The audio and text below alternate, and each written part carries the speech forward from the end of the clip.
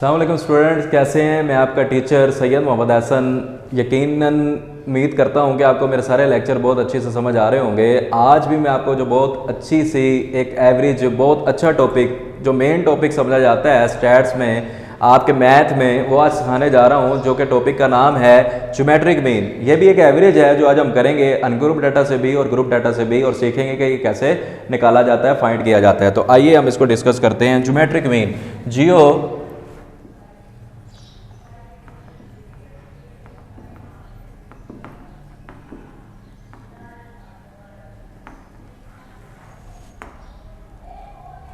Geometric mean जो पहले हम फाइंड करेंगे वो फाइंड करेंगे हम अनग्रुप डाटा से। आज हम जो फाइंड करेंगे वो पहले करेंगे हम अनग्रुप डाटा से, और फिर उसके बाद इंशाल्लाह हम देखेंगे ग्रुप डाटा से इसको कैसे फाइंड किया जाता है। तो ज्योमेट्रिक मीन के अंदर आपको सबसे पहली चीज़ जो पहचान होनी चाहिए, जब भी आपको क्वेश्चन दिया जाएगा तो आपको ये नहीं बताएगा कि ये अनग्रुप डाटा है या ग्रुप डाटा है, ठीक है। तो ये आपको खुद ही से पहचान करनी है कि ये अनग्रुप डाटा है कि ग्रुप डाटा है, तो वो आपको खुद होनी चाहिए।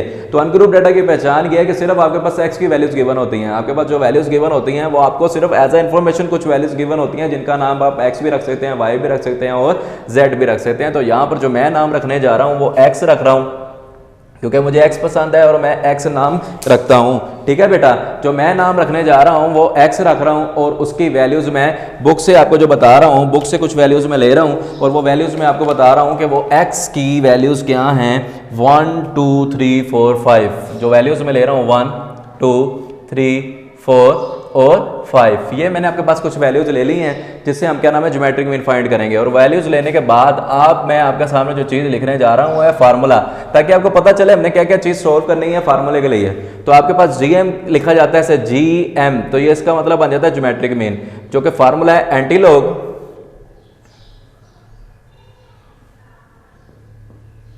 Summation log x divided by n। देखिए गौर करें, ये एंटीलॉग को छोड़ दें भैया, आप सिर्फ बात करें log x की। तो आपके पास सबसे पहले log होने चाहिए, फिर आपके पास सम होना चाहिए log x का, और फिर आपके पास नंबर ऑफ वैल्यूज होने चाहिए। फिर जब आप ये सारा सोल्व कर लें तो फिर आपने एंटीलॉग लेना होता है।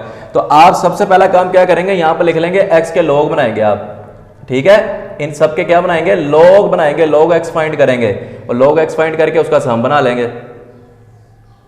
तो आपके पास वो सारा सम आ चुका होगा।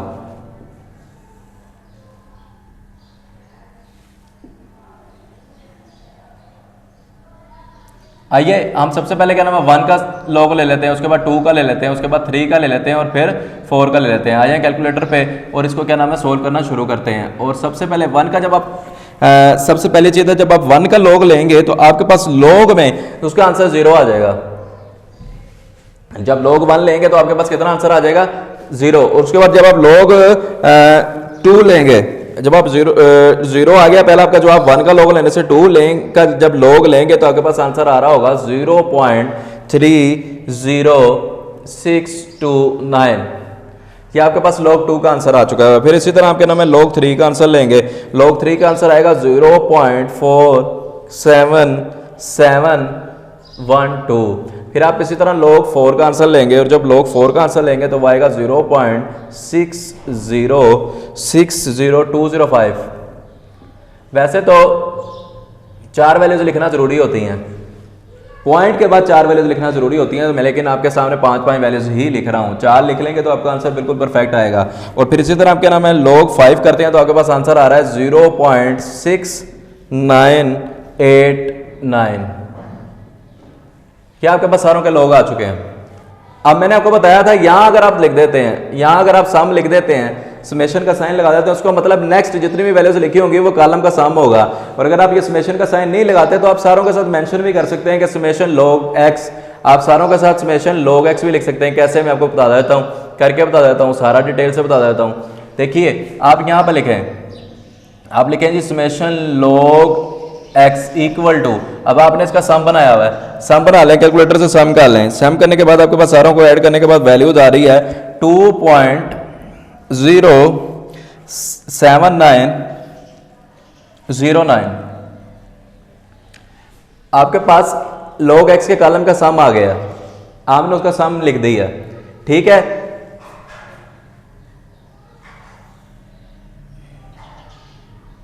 ठीक है, आपके पास सम आ चुका है। अब आप पुटिंग कर दें, लिखें 2.07909 divided by number of values. Number of values count कर लें 1 2 3 4 5, ये 5 आपके नंबर ऑफ वैल्यूज हैं। इसको इस पर आप डिवाइड करें, यहाँ ऐसे ही लिख दें, सेम वर्डिंग के तहत आप उतार दें नीचे।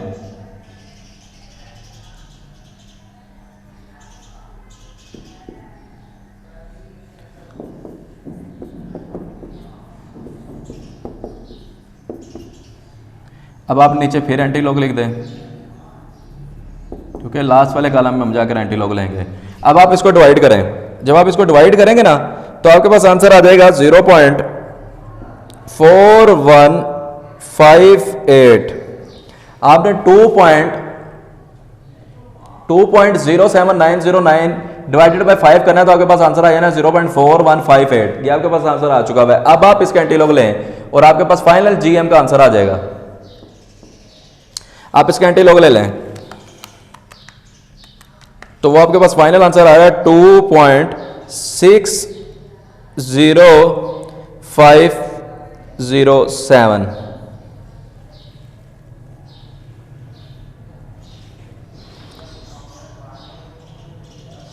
जीएम कितना आ चुका है आपके पास? जब आपने एंटी लॉग लिया 0.4158 का आपने क्या नाम है एंटी लॉग लिया तो आपके पास आ गया 2.60507। ये आपके पास फाइनल जीएम आ चुका है। ये आपके पास फाइनल आंसर जीएम का आ चुका है। आपको सिर्फ एक्स गिवन था, आपने लॉग लिए, उनका सम बनाया, सम बनाकर नंबर ऑफ वैल्यूज पे डिवाइड कर दिया। नंबर ऑफ वैल्यूज पे डिवाइड किया तो साइड पर अगर आप देखें तो आपके पास एंटी लॉग भी पड़ा हुआ है। ये क्यों है? क्योंकि आपके पास सिंपल वैल्यूज थी, आप इसको लेकर गए कि किस मेथड में, आप लॉग वाले मेथड में लेकर गए। इसका दूसरा मेथड होता है प्रोडक्ट मेथड। क्योंकि मैंने आपको यही फार्मूला मेथड से करवा रहा हूं, तो फार्मूला मेथड मैंने आपको क्या नाम है करवाया, क्योंकि हमने ग्रुप डाटा में फार्मूला मेथड ही फॉलो करना है। प्रोडक्ट मेथड होता है वो मैंने अप्लाई नहीं किया। तो आप एंटी लॉग निकालेंगे और एंटी लॉग निकालने के लिए डिवाइड हुई हुई जो आपके पास वैल्यूज है आप उसका एंटी लॉग ले लेंगे तो आपके पास जीएम आ चुका होगा। जी बच्चों समझ आ रही है? आसान है, चलें बहुत अच्छी बात है। अब आपको अनग्रुप डाटा से तो आ चुका है, अब हम ग्रुप डाटा से भी सीखेंगे। तो इसको रेस कर देते हैं और फिर ग्रुप डाटा के लिए भी फार्मूला के मुताबिक सोल्व करना शुरू करते हैं।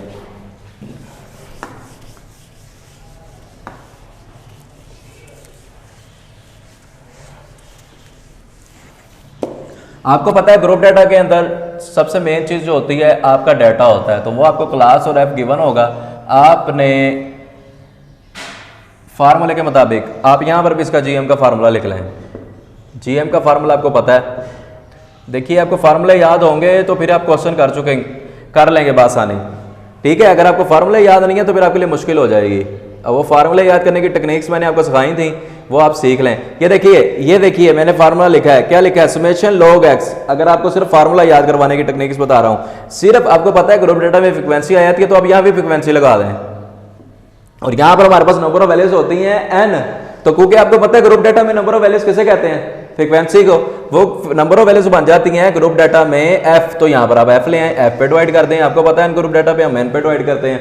तो आपके पास summation f log x divided by summation f आ जाएगा। और एंटी लॉग आपको पता है लॉग को खत्म करने के लिए लिया जाता है, तो वो हम एट द एंड उसको भी यूज करेंगे। जी बच्चों समझ आ रही है बात? तो आओ हम क्वेश्चन शुरू करते हैं और अपनी वैल्यूज यहाँ पर नोट कर लेते हैं और लिख लेते हैं। और क्वेश्चन के मुताबिक, बुक के क्वेश्चन के मुताबिक ये कुछ वैल्यूज बुक में दी गई हैं जो कि मैं बुक से देख के नोट करके आपको करवा रहा हूँ। 0 से लेकर 4 तक और 5 से लेकर 9 तक और 10 से लेकर 14 तक सिंपल सी कुछ वैल्यूज होती हैं जो मैं आपको ले लेता हूं, क्योंकि मेरा मकसद आपको सिर्फ मेथड सिखाना होता है। और मेथड को सिखाने के लिए जो टेक्निक्स होती हैं वो मैं आपको सिखा देता हूं। तो आपके पास ये डाटा आ चुका है क्लास का। फ्रीक्वेंसीज के साथ क्या दी हुई है जी? 20, 50 और 30। ये आपके पास फ्रीक्वेंसी आ चुकी हुई है। तो आप फ्रीक्वेंसी का टोटल कर लें। देखिए मैंने आपको लिखने का तरीका बताया हुआ है। एक मेथड ये है, आप फ्रीक्वेंसी के साथ उसका टोटल लिख रहे हैं तो आप उसको मेंशन भी कर दें जी ये सम ऑफ फ्रीक्वेंसी है, जिस समेशन एफ आपके पास आ चुका हुआ है। अब आप क्या करें, आप ये करें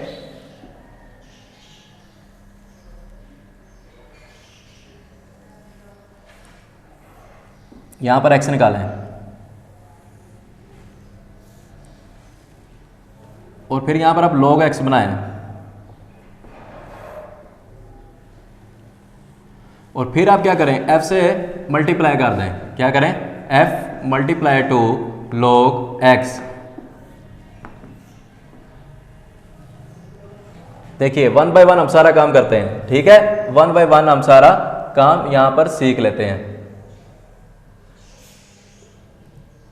चलिए अब हमें पता है कि हमें मिड पॉइंट कैसे निकलता है, क्लास मार्क्स हम कैसे निकालते हैं, एक्स कैसे निकालते आ रहे हैं। मैंने आपको पहले भी बताया था, आप इसका नाम एक्स भी रख सकते हैं, वाई भी रख सकते हैं और जेड भी रख सकते हैं। चूंकि मैंने इसका नाम एक्स रख दी है तो आपको एक्स ही कह रहा हूँ, बोल ही रहा हूँ, ठीक है। मिड पॉइंट निकालना है तो आपको लोअर क्लास करनी होगी प्लस अपर क्लास में और डिवाइड करना होगा 2 पे। तो आपके पास पहला एक्स आ चुका है 2, फिर आप दोनों को ऐड करेंगे लोअर और अपर को, तो 5 प्लस 9 करेंगे डिवाइडेड बाय 2 करेंगे तो वो बन जाएगा 14 डिवाइडेड बाय 2 7। फिर आप नेक्स्ट करेंगे 10 plus 14 divided by 12 divided by 2 करेंगे। देखिए 10 प्लस 14 कितना हो जाएगा 24, 24 डिवाइडेड बाय 2 करेंगे तो आपके पास कितना आ जाएगा 12। तो ये आपके पास एक्स आ चुका हुआ है। ये स्टेप बाय स्टेप काम होना है, आपको एक एक चीज सीखनी पड़ेगी। आपके पास एक्स आ चुका है, एक्स के फौरन बाद आपने log x निकालने हैं। तो log x निकालने के लिए कैलकुलेटर को यूज करते हैं, कैलकुलेटर का इस्तेमाल करते हैं और वहां से हम log निकालने शुरू कर देते हैं, ठीक है। log 2 आपने क्या लिखना है, log 2, तो वो आपके पास आंसर आ चुका है 0.30300102। ये आपके पास log x पहला आ चुका है। फिर हमने log 7 लेना है तो उसका आंसर आपने क्या करना है, कैलकुलेटर से निकाल लेना और उसके बाद आपके पास आंसर आ जाएगा 0.84509। ये आपके पास आंसर आ चुका है। फिर आपने log 12 करना है, log 12 करना है और आपके पास आंसर आ जाएगा 1.7918। ये आपके पास आंसर आ चुका है सारे log का, ठीक है बेटा। समझ आ रही है कैसे हम निकाल रहे हैं। हमारे पास x आ चुका था और अब हमने उसके log ले लिए हैं, ठीक है। log लेने के बाद अगर आप गौर करें, उसे हमने log x को f से मल्टीप्लाई किया है, फ्रीक्वेंसी से मल्टीप्लाई भी किया है और उसका सम भी बनाया है, ठीक है। उसका हमने सम भी बनाया है अगर आप गौर करें तो अब हम इसको क्या नाम है, f से मल्टीप्लाई कर देते हैं। log x को f से मल्टीप्लाई करना है तो 0.30102 मल्टीप्लाई टू 20 हो जाएगा। तो ये भी हम मल्टीप्लाई कर देते हैं और ये मल्टीप्लाई करने के बाद आपके पास आंसर आ रहा है 6.0259।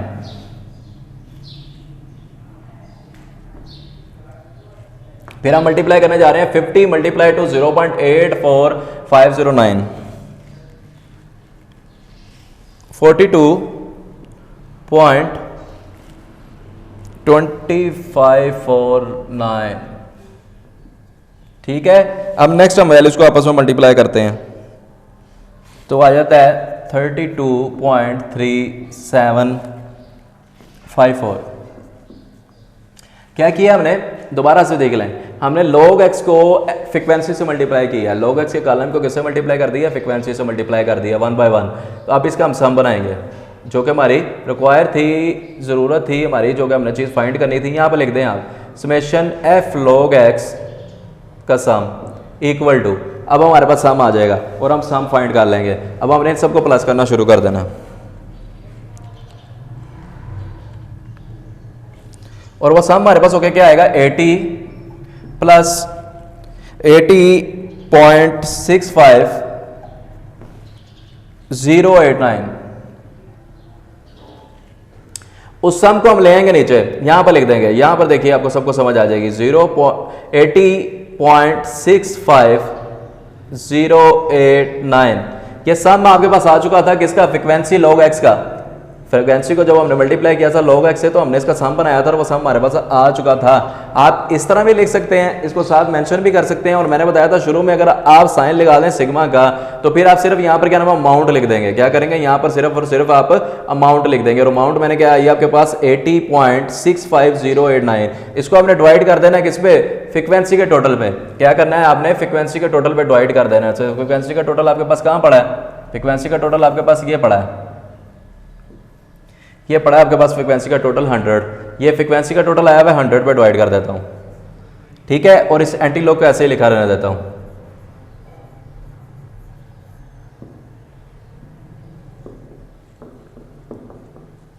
ये एंटी लॉग ऐसे ही लिखा रहने देता हूं। अब इसको इस पर डिवाइड करता हूं, इसको डिवाइड करता हूं तो आपके पास आंसर आ जाता है, देखिए 80.65089 डिवाइडेड बाय 100 तो आपके पास आ जाता है 0.8065, ठीक है। कैलकुलेटर पे तो क्या नाम है ये फुल अमाउंट ये है, लेकिन आप कोशिश करें क्या नाम है 4 फिगर्स क्या नाम है लाजमी पॉइंट के बाद लिख दें। और अब आप इसका क्या नाम है एंटी लॉग ले लें। फाइनल आंसर आपका आने वाला है जीएम का ठीक है, उसकी कैलकुलेशन हम ऊपर कर देते हैं इस साइड पर ताकि क्या नाम है हर बच्चे को समझ आ जाए। अब आपने क्या किया, इसको इस पर डिवाइड किया और डिवाइड करने के बाद आपके पास फाइनल ये अमाउंट आई, इसका आपने एंटी लॉग ले लिया और एंटी लॉग आपके पास क्या आने जा रहा है, क्या नाम है, आप सिंपल लिखें शिफ्ट दबाकर लॉग दबाएं, शिफ्ट दबाकर लॉग दबाने के बाद शिफ्ट लॉग, तो आपके पास फाइनल आंसर आ चुका है 6.40484।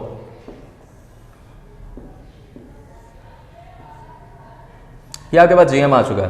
क्या आ चुका है आपके पास, जीएम आ चुका है जी बच्चों जी। आपने फार्मूले के मुताबिक पुटिंग की, वैल्यूज को उनकी जगह पर उनका पुट किया और आपने आंसर निकाल लिया और उसका एंटी लॉग ले लिया, फाइनल अमाउंट बनाई, फाइनल अमाउंट बनाकर आपने उसका क्या नाम है जीएम फाइंड कर लिया और ये आपके पास सारी कैलकुलेशन होने के बाद फाइनल आंसर आ चुका है जीएम का। ठीक है बेटा, इंतहाई आसान टॉपिक था, बड़ा मेन टॉपिक था, बड़ी खास एवरेज समझा जाता है पेपर में, बहुत ज़्यादा बार पेपर में ये क्वेश्चन देखने के लिए मिलता है कि ये पेपर में आ जाता है। ठीक है, मैंने आपको अनग्रुप डाटा से भी सिखा दिया और ग्रुप डाटा से भी सिखा दिया और उम्मीद करता हूँ कि आपको बहुत अच्छे से समझ आ चुकी होगी। ठीक है, हमारे इसी तरह के कुछ और मजीद टॉपिक्स को आने वाले फ्यूचर में और जो मैंने लास्ट आपको क्या नाम है पढ़ाए थे उन सबको देखने के लिए हमारे चैनल को सब्सक्राइब भी कर लें और दोस्तों के साथ, स्टूडेंट्स दूसरे जो भी आपके क्लास के दोस्त हैं उनके साथ भी क्या नाम है शेयर करें और हमें अपनी राय का इजहार भी किया करें नीचे कमेंट्स में कि आपको समझ आ रही है कि नहीं। ठीक है, उम्मीद करता हूँ कि आपको अच्छे से समझ आई होगी, उम्मीद भी करता हूँ और कोशिश किया करें क्या नाम है इसकी प्रैक्टिस किया करें अपने लिहाज से, क्या नाम है इस क्वेश्चन को क्या नाम है अपने तौर पर सोल्व करें, सोल्व करने के बाद मैच करके देखें कि आपका आंसर ठीक आ रहा है कि नहीं। ठीक है बेटा, उम्मीद करता हूँ कि आपको समझ आई होगी। अस्सलाम वालेकुम।